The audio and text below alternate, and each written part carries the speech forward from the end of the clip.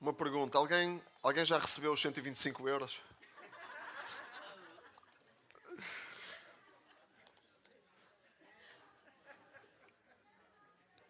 Não se esqueçam de dar o dízimo. Não, estou a brincar. Não é por isso que eu estou a perguntar. É uma fartura, não é? Mas é uma promessa que temos, não é? Que vamos receber os 125 euros. E é bom, certo? É bom, não é mau. Receber 125 euros por cada membro do agregado é bem-vindo. É bom. É uma promessa boa. Mas e se a promessa fosse esse valor todos os meses para ajudar com a inflação? Era bem melhor, não é? Era uma promessa superior. Bem superior, não é? Então nós hoje vamos falar sobre isso. Nós vamos falar sobre promessas. Há promessas superiores. Há boas promessas, mas há promessas superiores às boas promessas. Certo? E este exemplo é um exemplo óbvio, não é? E claro disso. Há promessas superiores às boas promessas. E nós vamos ao livro de Zacarias, como temos estado, Zacarias 10, e continuar esta série de Deus no turbilhão. E em Zacarias nós tivemos a ver da última vez que Deus, Ele quer formar um povo. Não é? Ele quer formar um povo. E vimos quais são as características que Deus quer formar nesse povo. Como é que Deus quer que esse povo seja? O seu povo. Como é que o seu povo, na mente de Deus, nos planos de Deus, deve ser? Qual é a intenção de Deus para o seu povo? Vimos várias coisas. Vimos que Deus quer formar um povo de líderes, por exemplo, de pessoas que guiam outros, de pessoas que são sacerdotes, não é? Como nós falámos, pessoas que levam outros a Deus, não é? Que indicam o caminho, entre outras coisas, e vimos outras características, mas isso diz-nos que o povo de Deus é um povo privilegiado.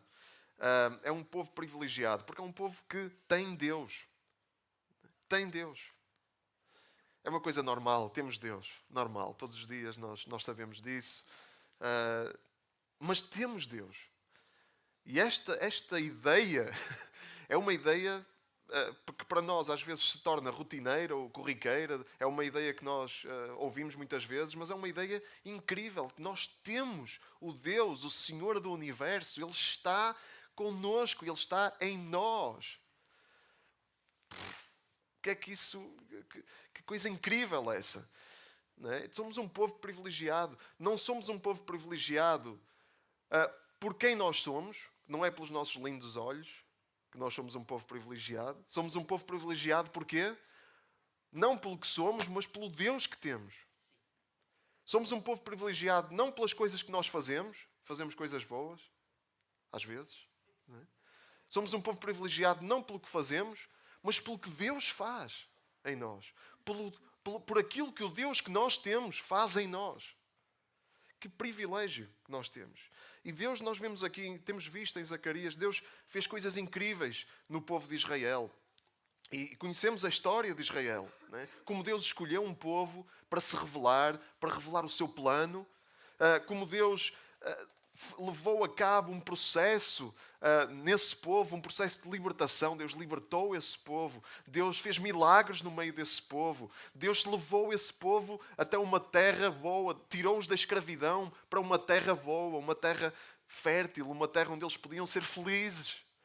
Não é? Transportou-os pelas dificuldades, pelas aflições, perdoou-lhes os pecados, teve misericórdia deles. Também os disciplinou. Porque Deus é bom. Não é? Então, Deus, o objetivo principal de Deus o objetivo principal de Deus não é ter um povo. Desculpem desiludir-nos. O objetivo principal de Deus não somos nós. O objetivo principal de Deus é glorificar o seu nome. É mostrar quem é. Esse é o objetivo principal de Deus. Mostrar quem Ele é. Mostrar a sua multiforme graça. Mostrar a sua graça, o seu amor a todo o universo. E Ele, para glorificar o seu nome, Ele escolhe um povo para que esse povo o conheça e para que esse povo o mostre, para que esse povo o revele. E hoje vamos ver como é que o que é que Deus faz no meio do seu povo para que o seu povo manifeste quem Ele é. Né? Deus faz. O fim das coisas não somos nós. O fim daquilo que Deus faz em nós é Ele. É a sua glória. Mas Deus, para glorificar o seu nome, Ele mostra o seu amor e nós usufruímos disso e beneficiamos disso. Beneficiamos de tudo o que Ele é e Deus é bom. Então nós hoje vamos ver aquilo que nós podemos esperar de Deus. E Deus ele, aqui no capítulo 10, Ele fala de várias promessas que Ele tem para o povo de Israel. Várias. Nós vamos ver 10. 10 promessas. Deus mostra várias promessas que Ele tem para o povo de Israel. Mas são boas promessas. Mas há promessas superiores. E nós conhecemos essas promessas. Essas promessas estão em Cristo. As promessas que Deus faz ao povo de Israel são boas. Mas há promessas superiores. Não é só 125 euros uma vez na vida. Não é? É muito mais do que isso. Durante toda a vida. Durante toda a eternidade. É esse o tipo de promessas que Deus tem para o seu povo. Mais do que aquilo que o povo de Israel esperava. Muito mais do que isso. Promessas que Deus... promessas que estão em Cristo. Promessas que estão acessíveis a nós. Que nós temos acesso. Porque nós estamos em Cristo. Porque nós temos Jesus na nossa vida.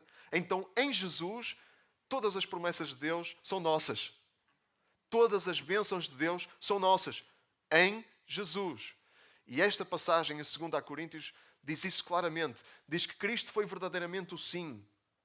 Por meio dele, Deus diz sim a todas as promessas que fez. Por meio de Cristo, de Jesus, Deus diz sim a todas as promessas que fez. Por isso, o seu amém a Deus para o glorificar também é o nosso, como Jesus disse sim a Deus para glorificar a Deus. E vejam o objetivo de Jesus. O objetivo de Jesus era glorificar o Pai. Então esse é o objetivo final de Deus, é ser glorificado, mas glorificado mostrando quem é e derramando sobre nós as suas incríveis promessas, que são superiores àquelas que o povo de Israel conhecia. Então vamos ver 10 promessas de Deus em Cristo. Vamos ver se temos tempo para elas todas. E vamos ver como estas promessas que Deus faz em Zacarias, aqui no capítulo 10, para cada uma delas há uma promessa superior que nós temos em Cristo. Porque conhecemos o sim a todas as promessas de Deus, que é Jesus. Então vamos abrir em Zacarias 10, versículo 6. Zacarias 10, versículo 6.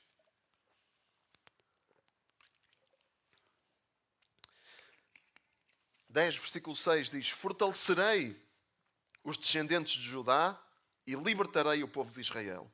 Primeira promessa, Deus fortalece o seu povo. Ele fortaleceu o povo de Israel. O povo de Israel estava fraco. Estava a sair de um turbilhão, estava a sair do exílio, estava a sair de um tempo de aflição. Deus fortalece o seu povo, mas aqui a beleza disto é que Deus, Ele fortalece os fracos. O poder de Deus aperfeiçoa-se na fraqueza. Quanto mais a fraqueza, mais o poder de Deus se manifesta. Quanto maior a fraqueza, mais o poder de Deus se manifesta. Quanto maior a aflição, mais o poder de Deus é evidente. Nós não gostamos disso, nós não gostamos de fraqueza. Mas pensemos nisto, quando estamos na mão de cima, quando está tudo bem, tudo ótimo, tudo perfeito, tudo jóia, como é que nós nos sentimos? Estamos na boa, não precisamos de Deus para nada. Não estou a dizer que é sempre assim, não é? Mas essa é uma tendência que nós temos. É uma tendência que nós temos muito mais. Nós temos muito mais tendência para deixar Deus de lado quando as coisas estão a correr bem. Quando as coisas começam a correr bem, nós temos menos... É um esforço maior nós dependermos de Deus. Porque as coisas estão bem, nós temos o que precisamos, temos os recursos, temos o trabalho, temos o dinheiro, temos tudo organizado. Então Deus está lá na prateleira, para quando for preciso. É essa a nossa tendência. Mas quando vem o turbilhão, quando vem a dificuldade, quando vem a aflição, aí nós percebemos que a nossa força, a nossa vidinha organizada era uma ilusão. A nossa força era uma ilusão. Que nós precisamos da força de Deus. que nós precisamos de alguma coisa maior do que nós. E aí nós clamamos a Deus, e aí nós dizemos: Deus, eu preciso da tua força, dá-me força, fortalece-me. Foi isso que Paulo ouviu de Deus. Paulo ouviu isso de Deus. Em 2 Coríntios 12, 9, Paulo estava a passar por um tempo de aflição, por um momento de fraqueza. Não sabemos qual era a dificuldade, mas Deus respondeu-lhe. Quando ele orou para Deus o livrar, Deus disse-lhe: basta que tenhas a minha graça, pois a minha força manifesta-se melhor nas fraquezas. Por isso, acho muito melhor, diz Paulo, orgulhar-me das minhas fraquezas, para que a força de Cristo desça sobre mim.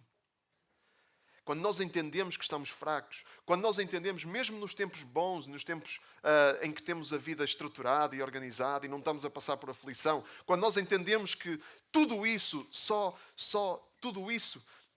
pode existir porque tudo isso só é realidade porque é Deus que nos abençoa e é Deus que nos dá a graça. Quando nós entendemos isso, então nós estamos mais abertos a que o poder de Deus se manifeste na nossa vida.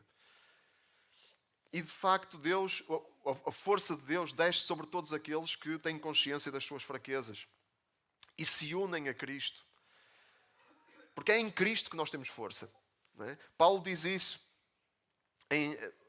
na passagem que nós lemos um bocadinho mais atrás, naquela passagem primeira que nós lemos das promessas. A seguir, ele diz: este Deus é o que nos fortalece em união com Cristo. Como é que nós somos fortalecidos? Em união com Cristo. É em união com Cristo que nós somos fortalecidos. Ele é que nos deu a unção e nos marcou com um sinal especial, colocando nos nossos corações o seu Espírito como garantia. Então, o poder de Deus vem sobre nós quando nós estamos em Cristo. Não há poder fora de Cristo.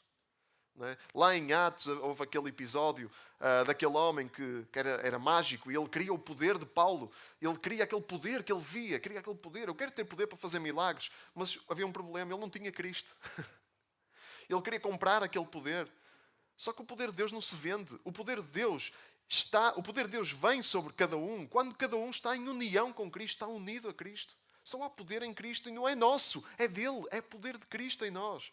Então, se estás a passar por alguma aflição, e este é o momento de tu clamares a Deus pelo poder de Cristo. Se tens alguma dificuldade, algum pecado na tua vida, alguma coisa que tu não te consegues livrar, alguma coisa que tu não consegues deixar para trás, este é o poder de tu clamares a Deus, pela força de Deus, mas clamar a Deus em união com Cristo. Simplesmente não faz sentido pedir a Deus poder quando nós não temos intimidade com Cristo, quando nós não temos comunhão com Cristo, quando não lemos a palavra, quando não oramos. Não faz sentido, porque o poder de Deus só vem em união com Cristo. Então, em união com Cristo, nós temos essa garantia. Quando pedimos poder a Deus, Ele é nosso, porque Ele é de Cristo e Cristo está em nós. E este versículo 6 também diz que Deus liberta o seu povo. Esta é a segunda promessa. Deus liberta o seu povo. Deus promete liberdade ao seu povo. Mas é uma liberdade, a liberdade que Deus promete. O que é que o povo de Israel ouvia? O que é que o povo de Israel entendia? O que é que o povo de Israel estava à espera? Eu quero ser livre destas potências, deste poder opressor, deste império que nos está aqui a subjugar, que nos está aqui a limitar. Eu quero ser livre. A liberdade que eles esperavam era a sua independência nacional. Uma liberdade política, uma liberdade religiosa para adorarem os seus deuses e não terem que estar a conviver com pagãos, com deuses estranhos, com deuses falsos. É boa essa liberdade, não é? Nós queremos viver num país livre, não queremos viver numa ditadura. Certo? Nós oramos para que a Rússia deixe a Ucrânia em paz. Não é? Mas atenção, Deus promete, há uma promessa superior. Há uma promessa superior a essa liberdade temporal. Deus promete-nos uma liberdade muito superior em Cristo. Deus promete libertar-nos de todas as cadeias que prendem o nosso espírito, que é muito mais profundo do que uma liberdade externa. Romanos 8, 1, 2 diz que agora não há condenação para quem? Para os que estão unidos a Cristo, para os que estão unidos a Cristo. Com efeito, a lei do Espírito que dá a vida pela união com Cristo, libertou-me da lei do pecado e da morte. Deus liberta-nos do pecado e da morte. É muito mais do que uma liberdade de independência nacional, uma liberdade religiosa. É muito mais... Estávamos a orar pela igreja perseguida. É muito mais do que uma liberdade para termos o nosso culto sem ninguém nos chatear. Porque a igreja perseguida é uma igreja que cresce. É uma igreja fértil. É uma igreja que frutifica. Não está dependente dessa liberdade temporal, dessa liberdade externa, porque quem está em Cristo tem liberdade de tudo. Tem liberdade de tudo o que pode limitar. Cristo liberta-nos da nossa escravidão, à morte, ao pecado, aos nossos próprios instintos, aos nossos desejos. Os nossos desejos que nos levam para longe de Cristo, que nos fazem querer coisas que Deus não quer para nós. E Deus liberta-nos nisso. Deus quer nos libertar disso. É essa a promessa de Deus. Já não há condenação para os que estão unidos a Cristo Jesus. Não somos escravos. Já não somos escravos do pecado. Já não estamos debaixo do poder da morte, debaixo da sombra da morte. Então, não vamos achar que a nossa liberdade é bom. Os 125 euros é bom. Mas há muito mais do que isso. Não vamos achar que a nossa liberdade é só uma liberdade... termos dinheiro que precisamos para não estarmos dependentes financeiramente, ou até começarmos o nosso próprio negócio e não termos um patrão que nos está ali a chatear e podemos ser nós a ditar como é que nós queremos as coisas. Essa liberdade até pode ser boa, mas não vamos achar que a liberdade que nós temos em Deus e que Ele nos promete é só essa. Em Cristo, nós somos livres da morte e temos vida eterna, qualquer que seja a nossa circunstância aqui. E às vezes nós gastamos o nosso tempo, a nossa energia, às vezes a liberdade que nós queremos aqui torna-se o nosso ídolo. Estamos tão focados na liberdade que nós queremos ter aqui, que isso torna-se o objetivo principal da nossa vida. Como alguém que quer ter uma empresa, alguém que quer ser empreendedor e livrar-se de tudo aquilo que é... tudo aquilo que limita, em termos profissionais, das pessoas dos patrões que são maus e que não querem que alguém progrida na carreira, né? Às vezes esse objetivo torna-se o ídolo, torna-se o Deus, torna-se a coisa principal da vida. E é bom orar por uma liberdade terrena, é bom orar pela liberdade aqui, é bom, mas nós temos uma promessa superior em Cristo. Deus promete libertar o seu povo. E Deus faz isso, Deus quer nos libertar para glorificar o seu nome, mas porque Ele nos ama. Esta é a terceira promessa. No versículo 6 de Zacarias 10, diz: terei compaixão deles e vou fazê-los regressar. Voltarão a ser como se não os tivesse rejeitado, porque eu sou o Senhor seu Deus e atenderei às suas orações. Deus tem compaixão do seu povo. Essa é a terceira promessa. E em Efésios, uma passagem que nós conhecemos bem, diz que Deus, que é rico em misericórdia, mostrou por nós um grande amor. Estando nós mortos por causa dos nossos delitos, Ele deu-nos a vida juntamente com Cristo. É pela sua graça que estão salvos. O povo de Israel, eles queriam regressar à sua terra. E Deus, porque os amava, apesar de todo o mal que eles tinham feito, porque Deus os amava, Ele estava a fazê-los regressar à sua terra. E o que Deus diz, tenho compaixão deles, e eles vão voltar, e vai ser como se eu nunca os tivesse rejeitado. Vai ser como se nós nunca tivéssemos tido problemas na relação. Estão a ver uma reconciliação dessas, uma reconciliação perfeita, em que os erros do passado já não contam para nada, já não entram. Essa é a reconciliação à moda de Deus. Aquilo que está para trás foi apagado. É um bom modelo de reconciliação para nós aprendermos a perdoar nas nossas relações, nos nossos casamentos, nas nossas amizades. Eu sei que isso não é simples. Não é simples. São processos às vezes muito complicados, dependendo daquilo que se trata, da situação, não é? Da situação particular. Mas a verdade é que a reconciliação à moda de Deus é esta. Fica tudo esquecido. É como se Ele nunca nos tivesse rejeitado. E esta é a dimensão do amor de Deus. O povo de Israel estava a ver o amor de Deus daquela forma. Mas nós temos uma revelação muito superior do amor de Deus. Muito superior.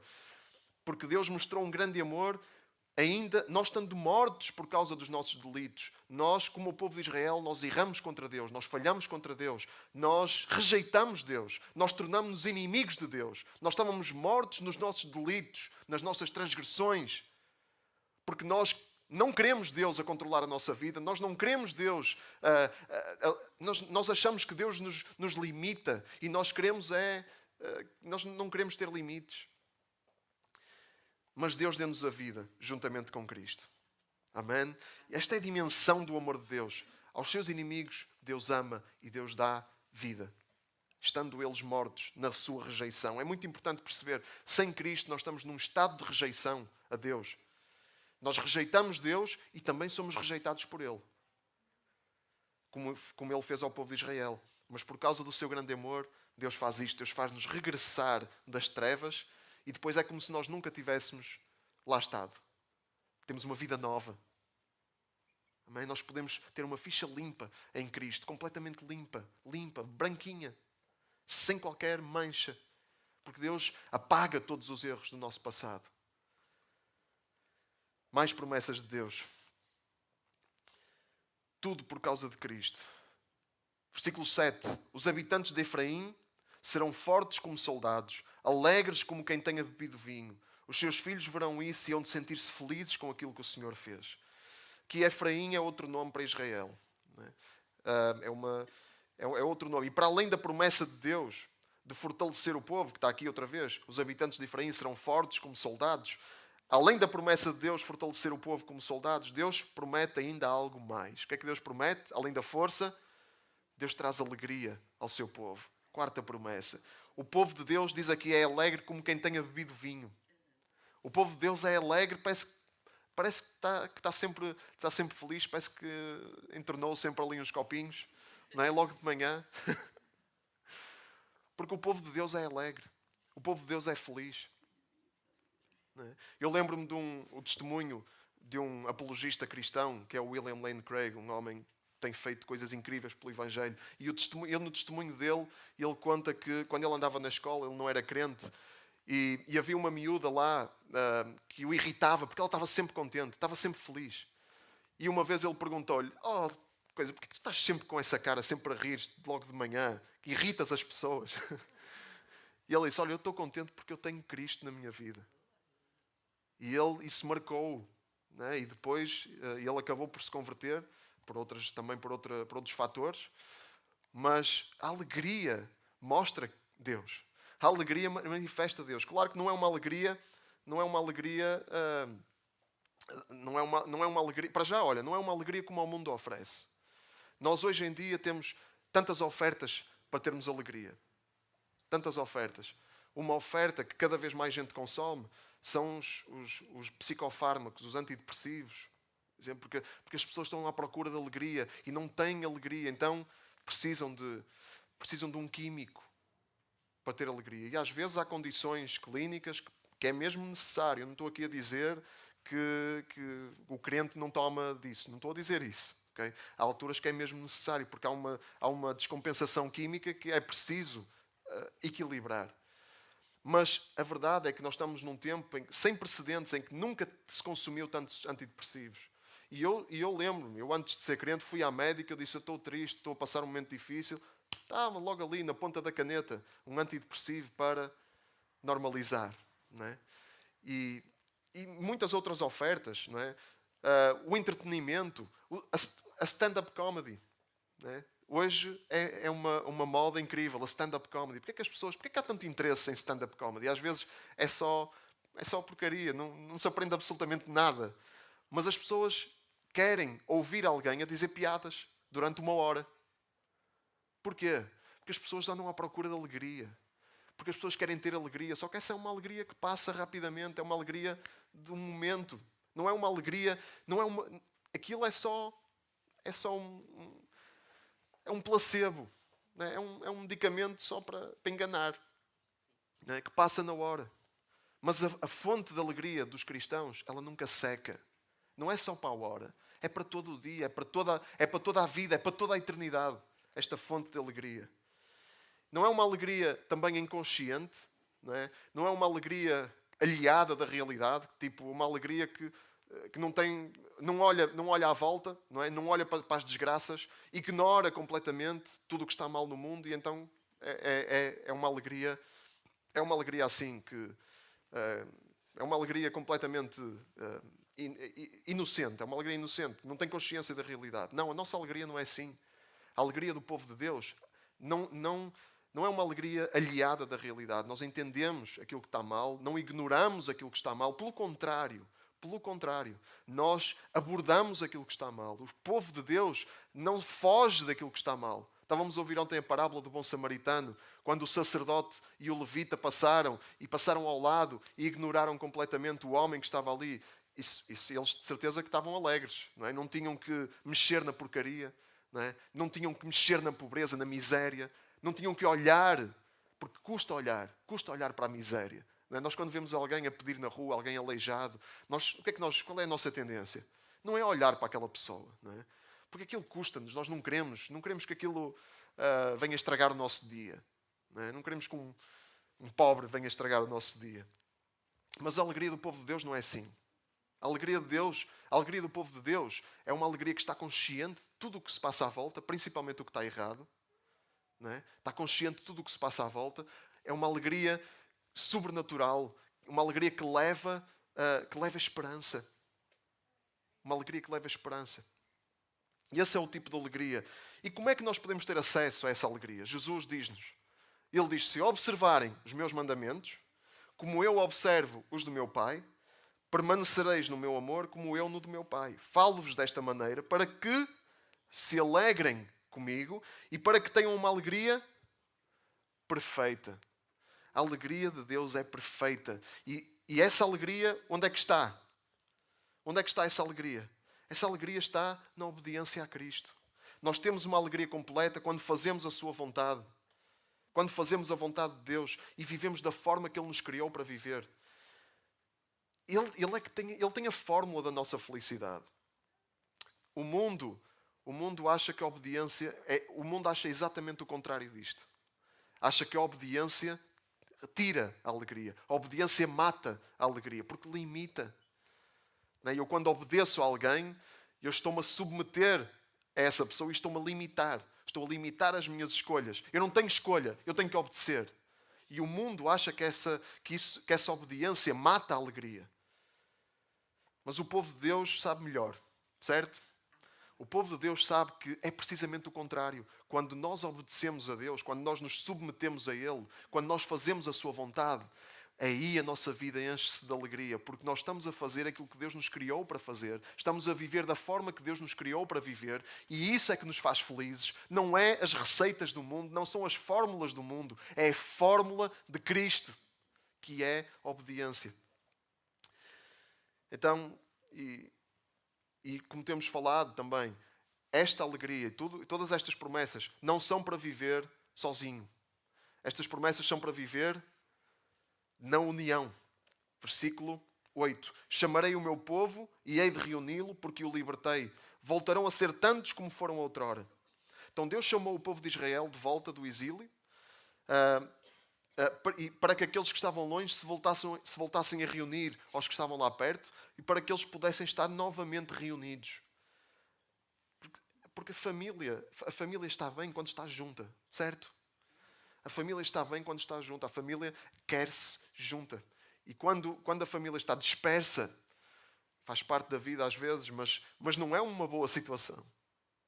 E o povo de Israel queria estar reunido com o povo, não é? Com o povo que era a identidade deles. Então, a ideia é eles serem livres. Deus queria libertá-los.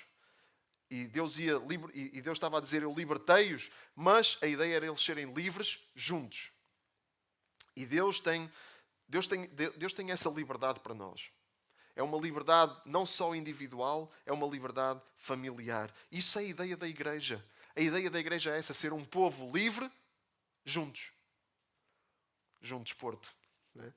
Como nós estávamos ontem a refletir, uma das ideias de ontem, das orações de ontem, é ter amor pela igreja. Como a Ana estava a dizer, a escrever uma carta de amor para a igreja. Foi isso que nós fomos incentivados a fazer.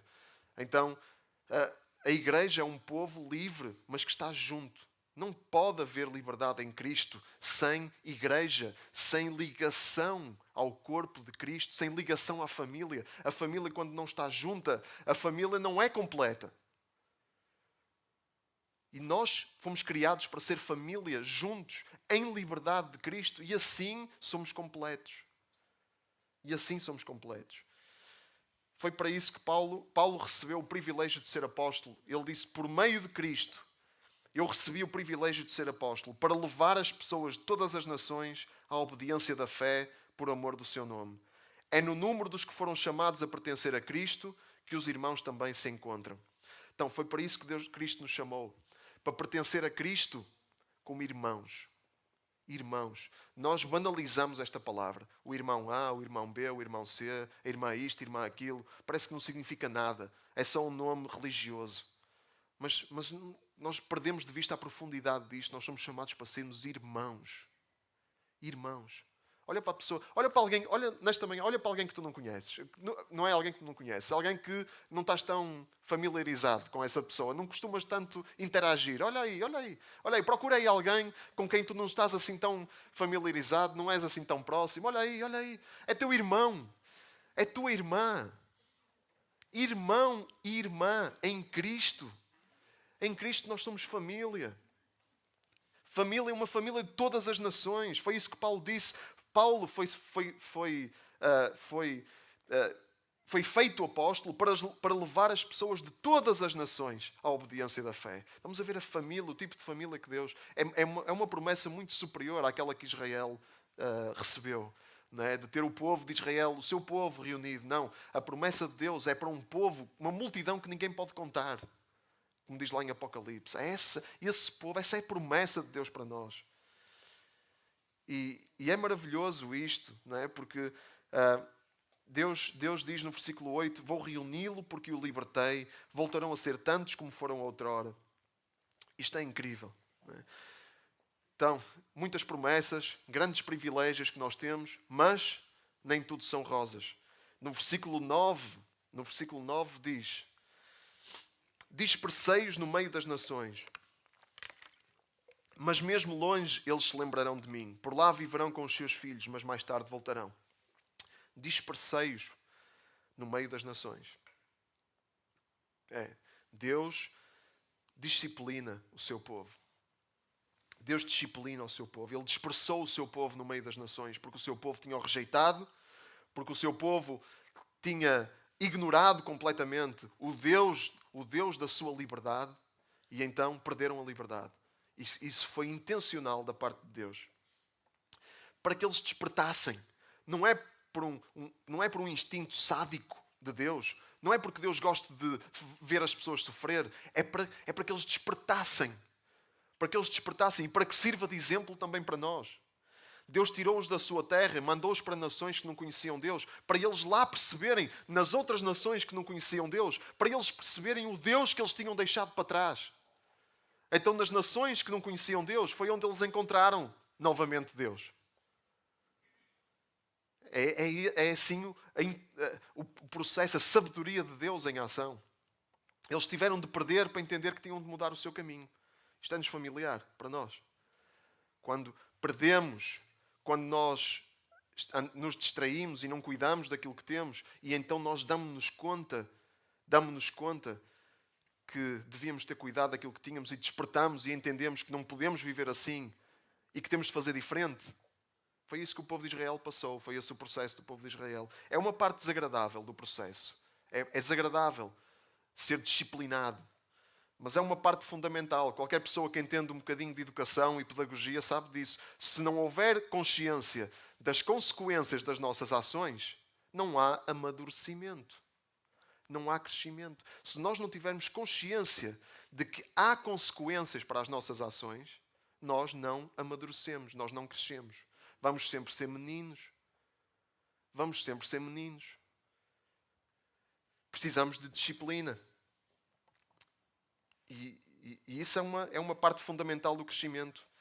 E a palavra de Deus mostra-nos claramente, Deus não é um Deus que se conforma com a desobediência, com a rejeição. Deus não se conforma com isso porque Deus, para já, Deus tem o seu caráter. Deus não tolera o mal e depois também Deus, Ele ama e não quer que o seu povo, não quer que os seus filhos, não quer que os seus filhos vivam de uma maneira que os destrói, vivam de uma maneira que é contrária à sua felicidade. E nós só somos felizes quando nós fazemos a vontade de Deus, como falávamos. O Velho Testamento tem 17 livros proféticos. 17 livros de profetas. Já leram os livros dos profetas na Bíblia? Os profetas menores temos andado a ler. E os outros? Quantos avisos têm esses livros? Esses 17 livros. Quantos avisos têm esses livros? Quantas vezes Deus diz: as vossas ações têm consequências. Se vocês não mudam, vocês vão perder. Quantas centenas, milhares de vezes nós vemos isso nos livros dos profetas? Porque Deus, Ele adverte, Ele avisa, Ele alerta. E se não houver mudança, Deus age para despertar. Como disse C.S. Lewis, o sofrimento é um megafone de Deus. Então nós vemos isso no Velho Testamento. Mas nós agora, com Jesus, nós entendemos melhor o coração de Deus. Não é um coração sádico que só quer criar sofrimento. É um coração de Pai. Por isso é que dizem em Hebreus: sujeitem-se, pois, à correção que Deus vos impõe. Deus trata-vos como filhos. Qual é o filho a quem o seu pai não corrige? Então nós temos essa promessa de Deus. Deus não nos vai deixar assim, na boa, em caminhos que nos levam para a nossa destruição. Ele vai agir. E às vezes vai agir de maneiras desagradáveis para nós, para nos despertar. Mas o mesmo Deus que disciplina é o Deus que é Pai e que está lá a conduzir o seu povo. E essa é outra promessa de Deus. Deus conduz o seu povo. Versículo 10. Hei de fazê-los regressar do Egito e da Assíria para os estabelecer no seu próprio país. Hei de conduzi-los também a Gileade e ao Líbano, e serão tantos que nem lá caberão. Então Deus disciplinou o povo de Israel, mas Ele não abandonou o povo de Israel. Ele prometeu fazê-los regressar das terras estranhas. Ele prometeu conduzi-los de volta à terra da bênção. Porque é isso que Deus quer fazer na tua vida e na minha. Deus quer conduzir-nos para a terra da bênção. Deus não quer, não se conforma com os nossos caminhos de destruição. Deus incomoda. E ainda bem, e glória a Deus, porque Ele nos incomoda quando nós estamos a seguir caminhos que levam à nossa destruição. E às vezes nós somos tão teimosos e tão obstinados que Deus diz: então faz, então vai aí. E Deus diz assim: ok, faça-se a tua vontade. Faça-se a tua vontade. Vá lá ver como é que corre. Vê o que é que acontece. E isso também é uma parte boa da pedagogia. Não é? É dizer: achas assim? Então olha, então faz lá o que tu achas. E vamos ver como é que corre. E quando correr mal, porque muito provavelmente vai correr mal, vamos estar aqui para conversar. Não é? E Deus também faz isso, mas é sempre numa ótica de conduzir, é sempre numa ótica de guiar. E quem quer ser feliz, meus irmãos, deixa-se conduzir por Deus. Quem quer ser feliz, deixa-se conduzir por Deus, mesmo que seja desagradável o caminho. O caminho é estreito, como ouvíamos a semana passada. É um caminho estreito, a porta é estreita. Mas quem quer ser feliz, deixa-se conduzir por Deus. E quando falo de felicidade, não é que tudo vai ser rosas aqui, mas é o caminho da alegria. É o caminho da alegria sobrenatural. Esse é o caminho. Então, Deus quer nos conduzir não para uma terra temporal, como o povo de Israel, eles queriam ir para a sua terra, para Jerusalém, para a sua cidade, para o seu território. Deus quer nos conduzir, há uma promessa superior em Cristo. Deus quer nos conduzir para uma pátria celestial. Nós somos cidadãos do céu e de lá esperamos que venha o nosso Salvador, o Senhor Jesus Cristo. Deus quer nos conduzir para a nossa verdadeira pátria. Nós, enquanto estamos aqui, somos desta pátria também. Eu sou português, há aqui irmãos brasileiros, colombianos, ingleses, angolanos, e acho que não me esqueci de nenhuma nacionalidade, se calhar há mais online. Mas enquanto estamos aqui, Jesus, quando ressuscitou, apareceu a Paulo, depois de ressuscitar, e quando apareceu a Paulo, Jesus disse: eu sou Jesus de Nazaré. terrinha. A terrinha, Deus, eu sou Jesus de Nazaré, da terrinha, eu sou aquele Jesus da terrinha. Mas Jesus estava ressuscitado e glorificado nessa altura. Então nós somos, também, enquanto estamos daqui, temos que viver aqui e ser cidadãos daqui. Mas essa não é a nossa cidadania principal. A nossa cidadania principal é a cidadania celestial. Somos cidadãos do céu e é essa a nossa esperança. E é de lá que nós esperamos que venha Jesus Cristo. E aí todas as promessas de Deus se cumprirão em pleno na nossa vida. E então temos que nos deixar conduzir por Deus. E já agora, não dá para sermos conduzidos por Deus sem nos deixarmos conduzir por pessoas. Vamos à Bíblia. Vamos ver na história de Israel. Quem é que o povo de Israel andou no deserto atrás de quem? De uma nuvem. Sim, uma nuvem. Também havia uma nuvem. Mas quem é que o povo de Israel seguia? Quem é que falava da parte de Deus? Moisés. O povo de Deus, o povo de Deus, para ter revelação de Deus, de onde é que vinha essa revelação? Deus abria os céus e os anjos falavam e o povo de Deus recebia. Também aconteceu. Mas a normalmente como é que era? Deus levantava um profeta, um juiz, um rei, um sacerdote, para falar ao povo e o povo seguir. Porque nós, para nos deixarmos ser conduzidos por Deus, não podemos não ser conduzidos por seres humanos. Não dá. Então esse é um parênteses. E no meio desse processo, Deus vai sempre cuidar de nós. É verdade que os seres humanos falham. Isso é verdade. Mas isso não pode ser de outra maneira. Não é? Agora, há falhas e falhas. Não é?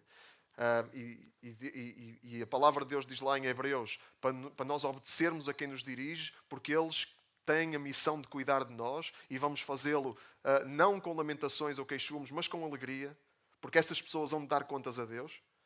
Então essa é a nossa também, o nosso chamado também. E Deus vai cuidar de nós. Mesmo no meio das falhas humanas que acontecem, Deus vai cuidar de nós. Porque Deus, Ele vai cuidar de nós de formas sobrenaturais. Deus opera sobrenaturalmente no seu povo. Versículo 11. Quando atravessarem o mar de aflições, abaixarei as ondas e secarei mesmo as profundezas do Nilo. Quando atravessarem o mar de aflições, abaixarei as ondas. No meio das aflições, Deus, Ele vai continuar a conduzir e Ele vai conduzir-nos de forma sobrenatural para nos trazer livramento, para nos aliviar da nossa aflição. Deus, Ele vai nos livrar de muitos problemas. Ele faz isso todos os dias. Nós nem sabemos a quantidade de problemas de que Deus nos livra. Não é? Deus está sempre a proteger-nos. Deus está sempre a cuidar de nós. E isso é bom, nós temos esse cuidado da parte de Deus. Mas aqui está a revelação que temos em Cristo. Esse livramento e essa tranquilidade muitas vezes não significam que Deus nos vai livrar de todos os problemas que temos aqui. Às vezes vamos ter que conviver com problemas e às vezes são problemas que duram a vida toda. Uma doença, um relacionamento com alguém da família que é tóxico, mas que é família, nós não podemos deixar, não podemos abandonar. Relacionamentos de várias ordem, né? Situações de várias ordem, um trabalho que nós não podemos deixar e que não é aquilo que nós queríamos fazer e que não é agradável para nós. Deus pode nos livrar e muitas vezes livra de problemas, mas muitas vezes não. Muitas vezes esses problemas acompanham-nos e nós temos que lidar com eles. E Deus, mas qual é a maravilha de Deus? Jesus revela-nos. Tem muito que sofrer no mundo. Mas tenham coragem, eu venci o mundo. Jesus disse-nos isto para quê? Para que nós encontremos a paz nele. Então Deus vai acalmar a tempestade, principalmente. Ele pode acalmar tempestades fora, tempestades externas, mas Deus, a única coisa garantida, 100% garantida, é que Deus ele tem poder para acalmar a nossa tempestade. A tempestade do nosso coração, as nossas dúvidas, as nossas inseguranças, as nossas amarguras. Deus, Ele promete que a paz dEle nos vai inundar. O que é que nós temos que fazer? Estar unidos a Cristo, alimentar a nossa união com Cristo através da oração, da leitura da palavra, da contemplação, de estarmos na sua presença, de passar tempo com Ele, alimentarmos-nos dessa união, cuidarmos dessa união, e aí a paz dele vai encher o nosso coração. E nós vamos passar pelas aflições, algumas delas Deus vai fazê-las desaparecer, glória a Deus, isso Deus faz e faz muitas vezes. Outras, Ele vai nos dar a paz que nós precisamos para nós as atravessarmos com Ele. Então, estamos aí numa crise, a inflação está aí, né? As dificuldades estão aí, o mundo está em turbilhão, como sempre esteve e sempre estará. Mas a paz de Deus, ela está no povo de Deus. A paz de Deus é garantida para o povo de Deus. Então, não vamos ficar a olhar para os noticiários cheios de medo. Vamos a Deus e vamos confiar nele e no seu cuidado e saber que nele nós temos toda a segurança de que precisamos. Amém? Porque Cristo vence, porque Cristo tem a vitória. E Ele vence todos os inimigos de Deus. E esta é a promessa. Número 9. Estamos a chegar ao fim. Deus destrói os inimigos do seu povo. Ainda no versículo 11. No versículo 11. Acabarei com o orgulho da Síria e destruirei o poder do Egito. Deus prometeu a Israel que ia acabar com aquelas potências opressoras, e Ele acabou. Acabou com a Síria, acabou com o poder do Egito, acabou com o poder da Babilónia, acabou com o poder da Pérsia, acabou com o poder da Grécia, acabou com o poder do Império Romano, e o povo de Deus sempre lá, sempre a atravessar essas potências todas, esses turbilhões todos. Deus, Ele promete isso e Deus cumpriu. Mas em Cristo, como nós já falamos, a vitória não é só sobre as coisas temporais que nos oprimem. Não é só sobre as potências, esses poderes que nos querem subjugar. Não é só sobre isso. A vitória de Cristo é sobre todos os inimigos da nossa alma. É sobre todos os inimigos, todos os poderes das trevas que estão por trás, muitas vezes estão por trás das coisas que nós vemos e que nos oprimem. Porque há poderes das trevas. Há morte, a morte está à nossa volta. Mas Deus, Ele promete isto. A morte foi destruída numa vitória completa. Ó morte, onde está agora a tua vitória? Onde está o teu poder de matar? Graças a Deus que nos deu a vitória por meio do nosso Senhor Jesus Cristo. Deus, Ele venceu a morte. O nosso inimigo, aquilo que nós dizemos, aquilo que nós dizemos que o povo diz. Há uma coisa que é certa. É o quê? É a morte. A morte é certinha, todos vão passar por ela. Mas isso é até um certo ponto. Porque a morte já foi vencida e a sua destruição está anunciada, e a morte e o inferno e todos os inimigos da nossa alma vão ser lançados num lago de fogo e vão ser destruídos para toda a eternidade. E nós já estamos nessa condição de vitoriosos. Só que a vitória ainda não está completamente consumada. Mas essa é a garantia que nós temos em Deus. Essa vitória já é nossa. Já é nossa em união com Cristo. Sobre todos os inimigos de Deus, diz que Cristo venceu as autoridades e os poderes, humilhou-os publicamente e levou os prisioneiros em sinal de triunfo por meio de Cristo. Por meio de Cristo, Deus vence todos os poderes e nós nele, em união com Ele, temos vitória. Então não vamos viver encolhidos, como coitadinhos. Não vamos viver como vítimas das circunstâncias. Nós não somos vítimas das circunstâncias. Deus está no controle. Podemos ser vítimas de nós próprios, das nossas más decisões. Podemos ser vítimas da nossa falta das nossas prioridades erradas. Podemos ser vítimas disso. Mas ainda aí, Deus está connosco para nos levantar, para nos conduzir, para cuidar de nós, para nos mudar, para nos transformar. Em união com Ele, nós temos essa garantia. Temos vitória. E por último, Deus promete dar força ao seu povo para continuar firme em tudo isto, servindo o seu Deus. Deus dá força ao seu povo para o servir. Versículo 12. Darei força ao meu povo e ele me servirá, diz o Senhor. Então, a cada dia, O povo de Israel, era isso que Deus queria fazer. Deus queria que o povo de Israel fosse um povo que servisse a Deus e que assim fosse luz para todas as nações à volta. E nós, hoje, a cada dia, o Espírito Santo está em nós. O Espírito Santo está em nós. O Espírito de Deus está em nós. Como nós dizíamos no início, Deus está em nós. Nós temos Deus. Isso não é uma coisa normal. Não é uma coisa corriqueira. Isso é uma coisa sobrenatural. Nós temos Deus em nós. E o Espírito Santo une-nos a Cristo. É cola que nos une a Cristo. O Espírito Santo está sempre a falar connosco, a guiar-nos para nós nos unirmos a Cristo. O Espírito Santo incomoda-nos quando nós passamos, e eu espero que Ele nos incomode, quando nós passamos muito tempo sem orar. Ele incomoda-nos. Eu espero é que nós possamos sentir esse incómodo. Porque às vezes nós fugimos disso. Enchemos a nossa mente com distrações para não sentirmos esse incómodo. Mas o Espírito Santo, Ele fala-nos. Ele incomoda-nos quando nós estamos a seguir algum caminho que não é de Deus. Quando nós passamos tempo, gastamos tempo com coisas que não nos alimentam. E Deus quer nos alimentar na união com Ele, na comunhão com Ele. E nós fugimos disso. O Espírito Santo está connosco para nos incomodar.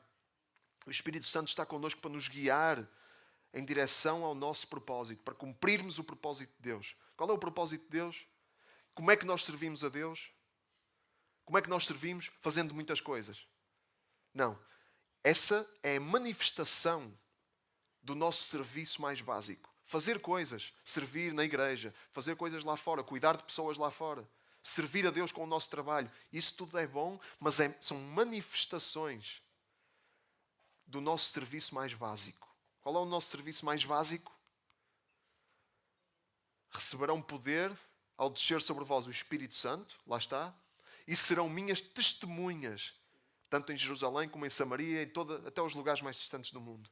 O Espírito Santo dá-nos poder, o poder de Deus, para nós sermos testemunhas. Em primeiro lugar, somos, como ouvíamos a semana passada também. Nós, em primeiro lugar, somos testemunhas. Esse é o nosso serviço mais básico. O nosso serviço mais básico a Deus é ser. Estamos a servi-lo quando nós refletimos Jesus. Com a nossa vida, com o nosso caráter, com as nossas atitudes, com a nossa postura. Testemunhamos dele, refletimos Jesus. As pessoas veem Jesus em nós, mesmo que a gente não diga nada, só pela nossa postura, só pela nossa atitude. Mas depois, sim, ser testemunha, depois complexifica-se, não é? Há muitas outras expressões. Depois há muita coisa que podemos fazer para testemunhar de Cristo. Há muita coisa que é expressão de quem nós somos em Cristo. E isso cada um tem que descobrir, é diferente para cada um. Como é que nós podemos cuidar ou ajudar aquele colega de trabalho que está a passar por dificuldade? Como é que nós podemos ajudar e estar presente no meio da aflição do nosso colega de escola? Como é que nós podemos fazer isso? Isso aí há muitas formas. Como é que nós podemos ser uma bênção aqui na igreja, na nossa família? Como é que nós podemos fazer isso? Vai ser diferente. Mas tudo isso é expressão de quem nós somos. Testemunhas de Cristo. Refletindo Cristo por onde quer que passemos. Servindo-o. E nós temos poder para o servir. Porque o Espírito Santo está em nós. Deus está em nós. Amém? Amém.